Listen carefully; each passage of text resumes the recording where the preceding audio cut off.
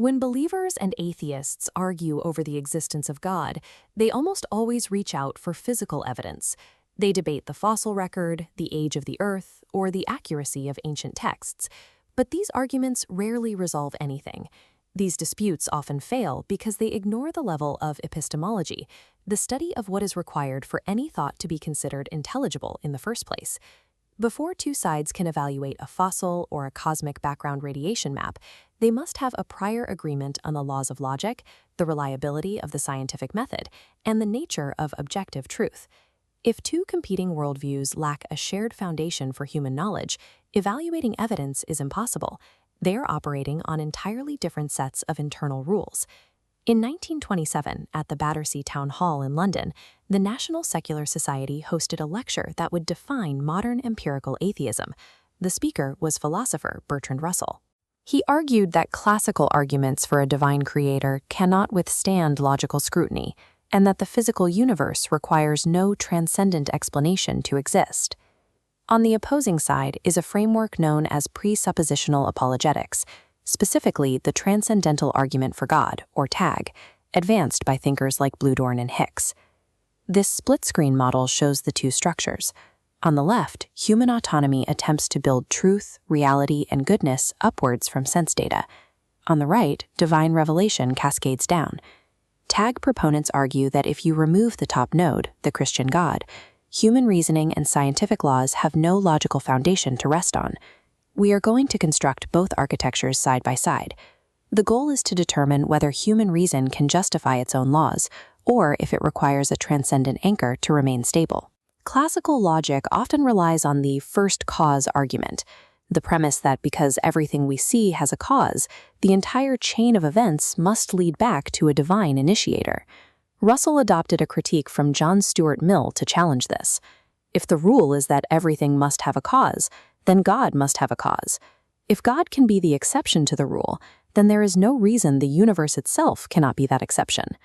He then addressed the argument from design, which suggests that the fine-tuned laws of nature and the complexity of life imply an intelligent lawgiver.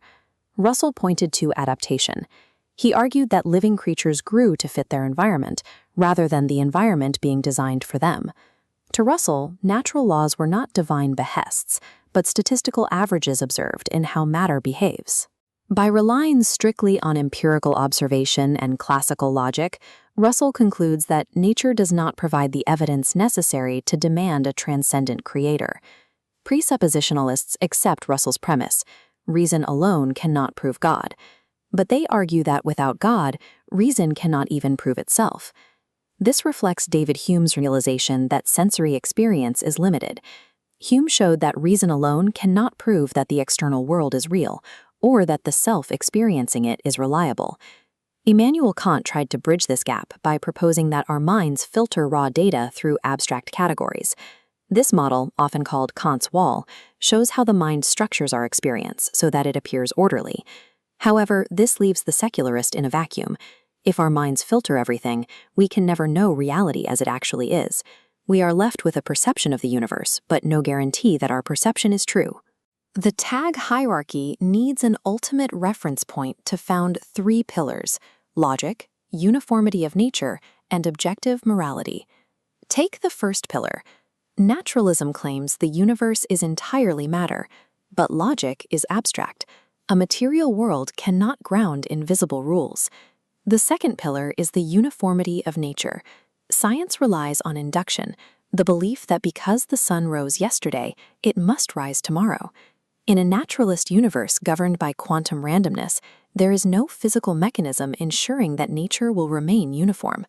TAG argues that without a transcendent ordering force, this assumption of consistency is logically groundless. Finally, look at objective morality. If there is no absolute standard, morality becomes an evolutionary preference for survival. TAG argues that if right and wrong are merely subjective feelings, moral outrage is nothing more than a biological reaction. This brings us to the concept of borrowed capital. The apologist argues that a naturalist must borrow the theistic assumptions of logic and order just to build an argument against theism. This structure creates a loop. The Bible identifies God, who then grounds the logic required to interpret the Bible. To a critic, this is a clear instance of circular reasoning. Blue Dorn calls this consistent circularity. And ultimate authority must be self-authenticating. Relying on an outside standard makes that standard your authority. But Russell's Euthyphro dilemma attacks this. If God has reasons, logic precedes God. If not, the laws are arbitrary. The consistent loop splinters. This collision reveals a foundational limit. Whether relying on human reason or divine revelation, both systems eventually reach a starting premise that they cannot prove without using the system itself. We return to the dual-node trees, each sealed in an impenetrable bubble. Debates over data will not resolve the conflict, because the disagreement is about the architecture that gives data meaning. For the naturalist, the universe and its laws are a brute fact, leaving human reason without an absolute foundation. For the apologist, the God of the Bible is self-authenticating. Attempting to reason without this standard results in total absurdity. This leaves us with the ultimate epistemological dilemma. You cannot evaluate data without a worldview to filter it, and you cannot prove your worldview without using the data it dictates. So, how do you know?